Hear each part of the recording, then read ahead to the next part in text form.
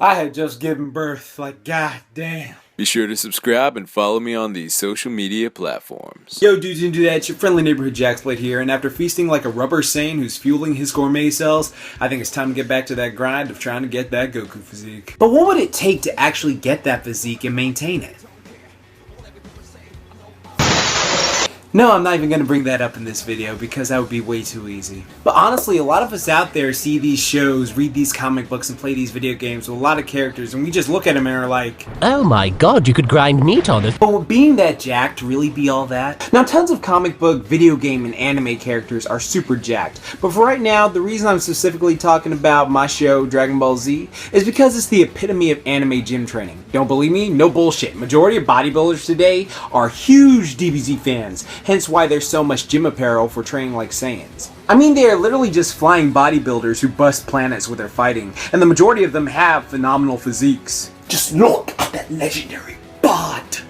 Matter of fact, one of my close friends once said, if Dragon Ball never inspired you to work out even just a little bit, you're not a true DBZ fan. But what would it take to look like these super heroic Adonises? Well, as a frequent Jimmy, let me tell you. Though it's funny to analyze the physical changes from the characters in shows like Dragon Ball Z, which could very well be an art style choice, but look at Vegeta at the very start of the series compared to the end. Damn! Them gravity chamber gains, boy! But compare Goku from DBZ's beginning to now. He got noticeably smaller, but more lean and muscular. I mean, Super Saiyan and Kaioken are one hell of a pump up, but damn, his shoulders are the same size as his head there. He's been getting them workouts from TN. And honestly, this video stemmed from 3 sources. One, me and my good fitness friends were talking about how long we could maintain a physique like that. 2, I found this chart and also saw a video by the great Ice One Cube talking about the costs and effects of getting too lean and muscular. And 3, DBZ is the main reason I work out today, and while my shoulder injury hindered me from training these last few years, I was still able to get that Saitama physique. And the ladies don't seem to mind. But that Goku bod has always been my ideal. Now let's go off some grass to show the costs and trade-offs of being too jacked. We will start with the level 1 of fitness. 15 to 20% body fat for men and 25 to 35% for women. Yeah, each gender holds fat differently, and before you ask, fat is one big ass organism over your entire body, okay? You cannot spot reduce it, so any bullshit you see with like reducing arm fat or chest fat or neck fat or any of that shit, it's a fucking lie. They're fucking lying to you. Anyone who tells you can spot reduce fat is a fucking liar or ignorant, because it's all over the body. And the way men hold it, we typically hold our fat in our lower abdomen, while women typically hold it in them thighs and that ass. Which ain't a bad thing.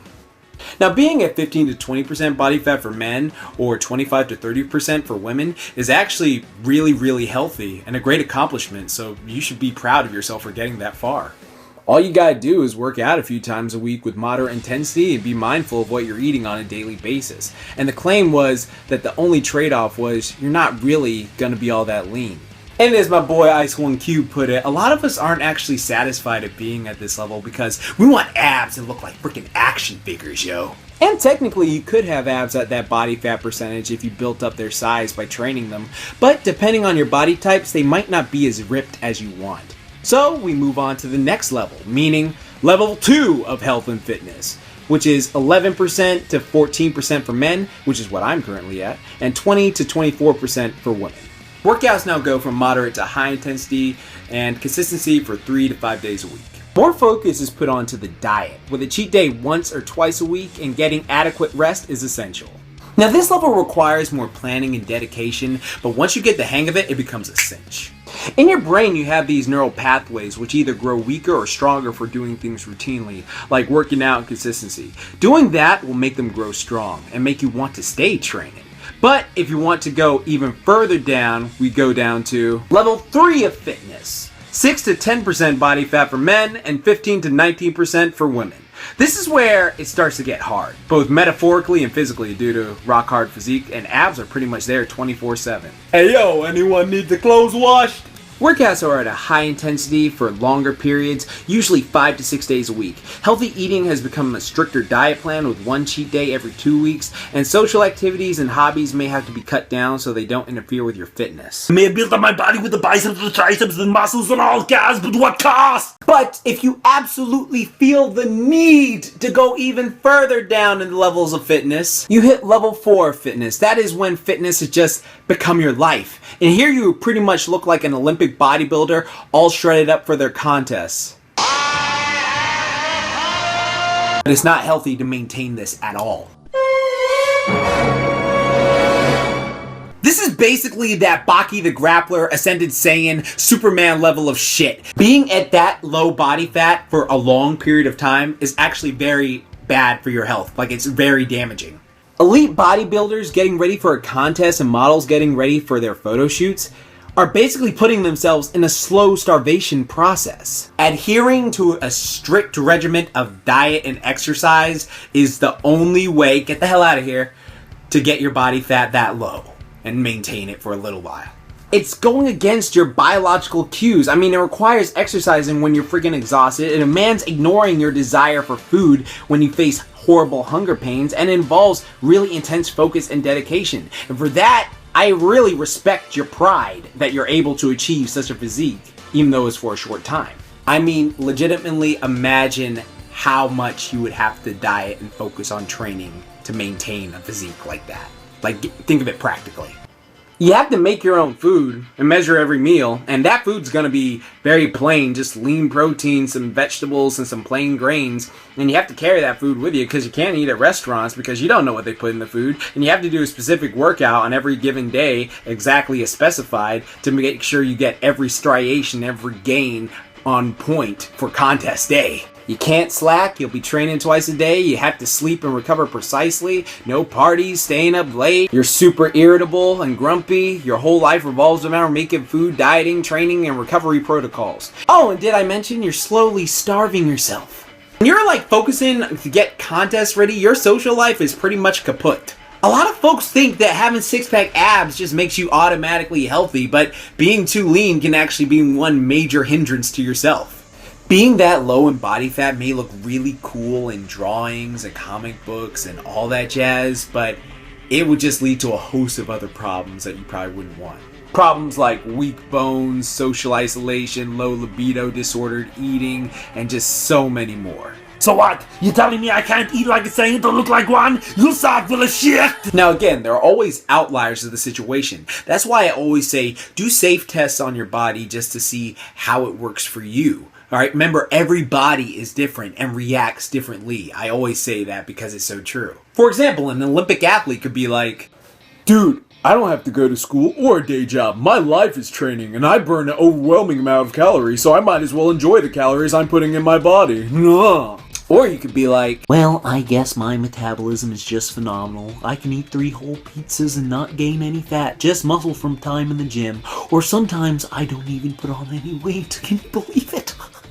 But I have to say a warning to my naturally cut friends with newbie gains, because I've seen this happen to 6 of my close friends, 2 of which are probably watching right now. Don't worry, bros, I'm not going to put your names out there. Don't let yourself get fooled that you'll have this incredible metabolism forever, even though you may. But if you notice you start putting on more fat gains than muscle gains, don't get into that mindset of, I can still eat what I want, I just gotta train like Goku and Vegeta and my gains will come back, and let yourself get that pot belly.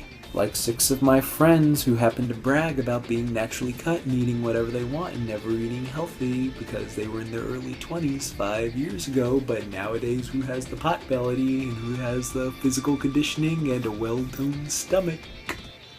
If you want a more in-depth explanation of newbie gains, be sure to watch my Would That Work Out episode from My Hero Academia, where I go in depth with explaining it. Again, that's why I always say, use yourself as a test subject for your own fitness goals, because, I'll give you an example. I'll use my body right now. Due to my daily activity level and jobs, this is pretty much my physique 7 days a week. And I can tell you guys from personal experience and tests on my body, I can actually eat more leniently if I wanted to, as long as I stay under my maintenance. Like, I could eat burgers, hot dogs, fried chicken, all the like greasy fat foods. But the problem with me doing that is it makes me feel really sluggish and not even like wanting to be active that day. So I don't see the point of it. That's why I really enjoy eating clean and healthy, because it gives me energy up to yin yang, makes me a hell of a lot more productive, and I feel generally good. So like that's why I don't mind having a cheat day once a week where I can just like veg out. But like eating that way every single day makes me feel like complete shit, to be honest. Also, the benefits of clean eating make me one sexy motherfucker. But again, I see what it takes to actually look like these characters, and even the actors who play them in mainstream hero movies are only ever in the 10 to 15% body fat range. Thank you, good lighting. And they all look great for the most part. So, while I think it's cool trying to look like some very detailed drawings and marble sculptures, I think particularly for me, I would prefer a level 3, between level 3 and level 2 physique. For you guys and gals watching this video, which level do you think you would feel the most confident and comfortable at? That's the main thing about fitness, not My abs look better than yours, ha ha ha. but being happy, confident, and doing things you couldn't do before that actually help benefit your life for the better. Health and fitness isn't a one-size-fits-all. Just like all our heroes, it comes in different shapes and sizes, and finding that one that's a match for you is all that matters. So dudes and dudettes, I hope you enjoyed today's video, and I hope you learned something. And tell me in the comments below what fitness level you're at and what you would like to be at. And if you're content, then that's awesome. Also, I know I say this in every video, but I have completely revamped my Patreon page. Like, I've actually added like solid rewards, because my old rewards were kind of BS, but these new rewards I like spent like an entire 2 days coming up with like all the stuff I can do. So definitely check out my Patreon if you can, because yeah, it would really just help me out a lot. Now remember, guys and gals, you can always find me on my Facebook page, my Twitter account, and my Instagram account. And, you know, be sure to rate, comment, and subscribe, and leave a comment below. I'd love to see what you guys thought of the video. And, like I always say, keep calm, and booyah on, and don't forget, moment time. Have a great day.